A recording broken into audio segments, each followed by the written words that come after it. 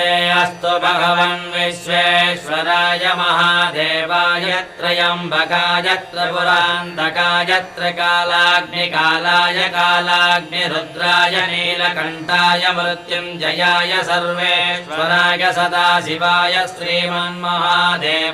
नमः। नमो हिरण्यवाहवे सेनान्ये दिशाञ्च पतये नमो नमो वृक्षेभ्यो हरिकेशेभ्यः पशूनां पतये नमो नमः सस्मिञ्जराय त्रिषेमदेवतीनां पतये नमो नमो बभ्रुषाय विव्याधिने नानां पतये नमो नमो हरिकेशायोपवीतिने पुष्टानां पतये नमो नमो भवस्य हेते जगतां पतये नमो नमो रुद्राय तदाविने क्षेत्राणां पतये नमो नमः सोताय हन्त्याय वना